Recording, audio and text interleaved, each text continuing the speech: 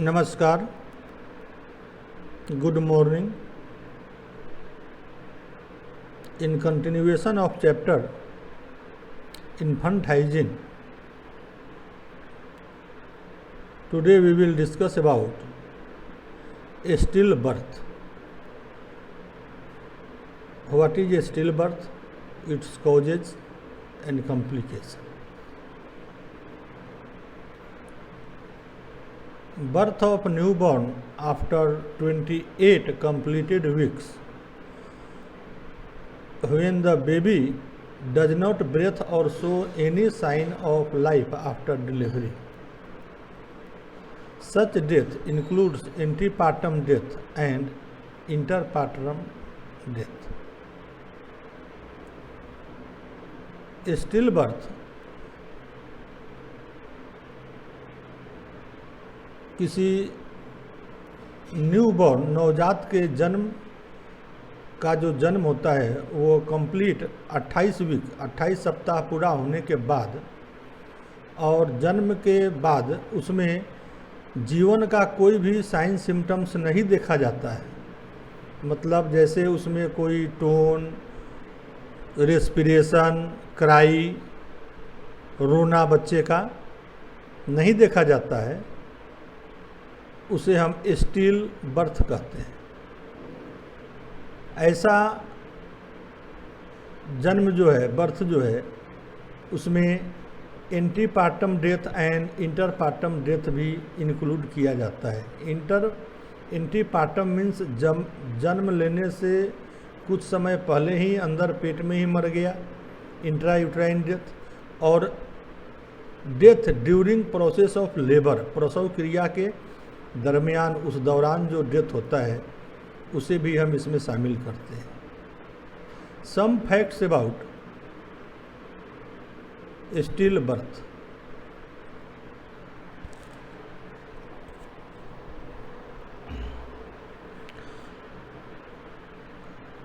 Overall rate of stillbirth is about 10 पर 1000 total birth. 1000 जन्म अगर होता है उसमें लगभग 10 स्टिल बर्थ होता है, ये इसका रेशियो है। Indicators of socio economic deprivation were strongly associated with an increase in stillbirth, especially in rural residents. Stillbirth के मुख्य कारणों में एक है सोशियो इकोनॉमिक डिप्राइवेशन, गरीबी।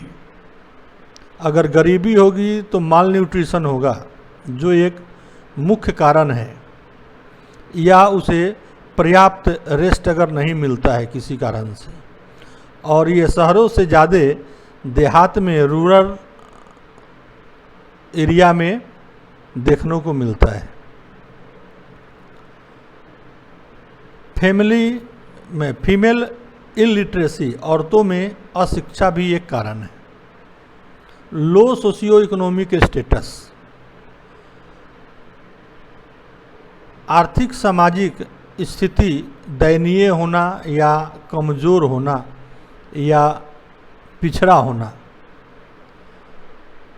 इसके बाद इसकी समस्या schedule caste background and women not in paid employment. एक तो कि शेड्यूल कास्ट में ये देखने को मिलता है SC ST ग्रुप में, और वैसी औरतें जो अनएम्प्लॉयड है, जिसे हम हाउसवाइफ कहते हैं, जिसे अर्निंग आय का कोई साधन नहीं है, वो पूर्ण रूप से अपने पति या परिवार के आय के स्रोत के ऊपर होता है। तो अभी भी भारतीय परिवारों में ये देखा जाता है कि औरतें कुपोषण का शिकार ज़्यादा रहती है, और कुपोषण जो है अशिक्षा और आर्थिक सामाजिक दयनीय स्थिति, ये दोनों ही इसके कारण हैं। Women for minority religious group were at higher risk than the Hindu majority.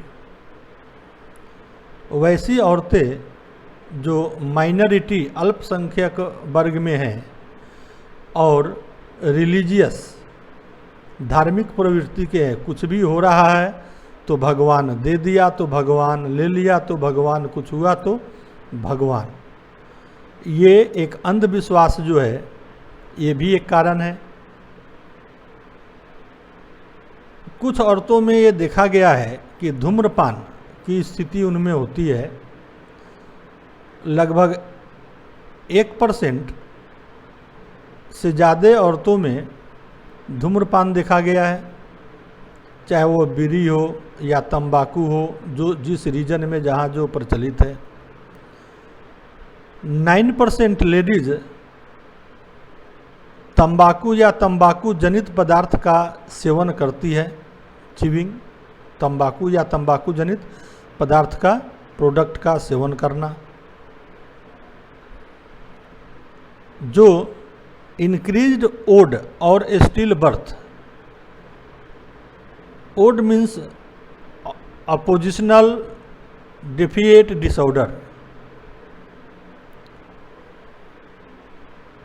यह एक प्रकार का डिसऑर्डर है, अपोजिशनल डिफिएट डिसऑर्डर, जिसके कुछ साइन सिम्टम्स हैं, लक्षण हैं। जो औरतें इसका उपयोग करती हैं उनमें ये देखा गया है कि ये दूसरों के प्रति ये सक्रिय नहीं रहती, नहीं तो कंप्रोमाइज़ या निगोशिएट करने के पक्ष में होती है, एक दूसरे से अपने रिश्ता तोड़ने, झगड़ा करने, व्यवधान उत्पन्न करने में लगी रहती है। हमेशा दूसरों से बदला लेने के लिए सोचती है और अभद्र व्यवहार करती है। Cognitive symptoms of oppositional defiant disorder, frequent frustration, अवसाद में हमेशा रहती है। Difficult concentration, difficulty in concentration, वह एकाग्रचित नहीं हो सकती। और ऐसा भी देखा गया है कि failure to think before speaking, ये सोचने में वो असफल होती है कि कब क्या बोलना है। ऐसा जनरली देखा गया है कि किसी को कुछ बोल दिया फिर सॉरी कर लिया। इसमें जो साइकोलॉजिकल सिम्टम्स होता है, मनोवैज्ञानिक लक्षण, डिफ़िकल्टी मेकिंग फ्रेंड्स, ये दोस्तों में हमेशा डिफ़िकल्टी, परेशानी उत्पन्न करेगी। उसकी अपनी मनोभाव हमेशा गिरा हुआ रहेगा, लॉस ऑफ सेल्फ एस्टीम,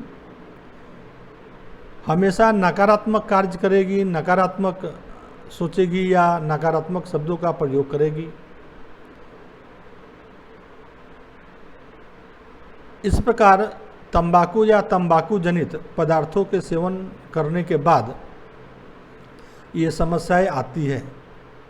और ये हमेशा ये देखा गया है कि अशिक्षित परिवार में ये ज़्यादा मिलता है।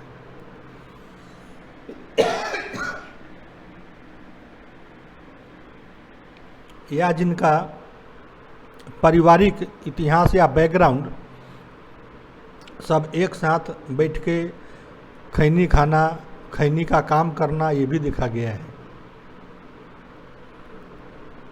Adverse pregnancy and birth characterise were also associated with still birth, antenatal care visit etc. जिस जगहों पर एंटीनेटल केयर की जहाँ सुविधा नहीं है वहाँ भी ये समस्या पाई जाती है, स्पेशली रूरल गांवों में। अभी भी भारत के कुछ क्षेत्रों में चिकित्सा सुविधा उपलब्ध नहीं है। डिस्ट्रिक्ट हेडक्वार्टर से 70 किलो 80 किलोमीटर दूर ब्लॉक है, और उस एक ब्लॉक में 40 किलोमीटर 50 किलोमीटर तक गांव फैला है, स्पेशली बॉर्डर एरियाज, चाहे वो अरुणाचल प्रदेश हो, चाहे मणिपुर नागालैंड हो, या बिहार का नेपाल बॉर्डर हो, या जम्मू कश्मीर हो, या बीकानेर यानी कि राजस्थान का पाकिस्तान से लगा क्षेत्र हो, या जंगली क्षेत्र जैसे मध्य प्रदेश के चंबल क्षेत्र में। ऐसे बहुत से सारे क्षेत्र हैं अभी भी भारत में जहां चिकित्सा सुविधा नहीं पहुंची है या वहां के निवासियों के पहुंच से दूर है। Maternal age, stillbirth, maternal age जो है ये 25 साल से अगर उम्र ज़्यादा है उस केसेस में 1.29% ये देखा गया है, और 35 या 35 साल से ज़्यादा अगर उम्र है उसमें भी ये देखा गया है। मल्टीग्रेविडा में भी पाया जाता है। मल्टीपल प्रेगनेंसी भी इसका एक कारण है। असिस्टेड डिलीवरी जो नेचुरल नहीं होता उस कारण में भी होता है। Caesarean section as were pregnancy complications, caesarean section generally complicated pregnancy में किया जाता है जहाँ रिस्क होता है, तो उस समय भी ये स्टिल बर्थ की स्थिति होती है या कारण यह भी एक हो सकता है। इस प्रकार हम देखते हैं कि स्टिल बर्थ के कारण lack of proper medical facility on time, unhygienic condition, low socio economic condition, malnutrition, illiteracy, religious belief, minority, ये सब कारण हैं। इसके अलावे अपने अपने क्षेत्र में अलग अलग नियम होते हैं, ये भी हो सकता है। आज भी ये मान्यता है कि प्रसव डिलीवरी हो तो घर पर हो, डॉक्टर के यहाँ नहीं जाएंगे। कुछ जगहों पर फीमेल डॉक्टर नहीं है आज भी, तो घर वाले या वो फीमेल सोचती है कि मैं जेंट्स डॉक्टर के पास क्यों जाऊं। ये भी एक कारण हो सकता है।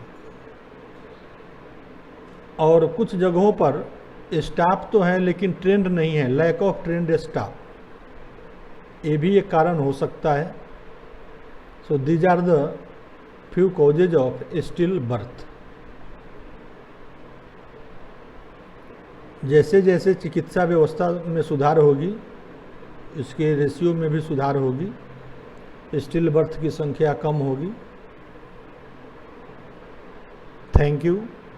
You like, share and subscribe this video, my channel, and give comment for improvement in comment box. Thank you.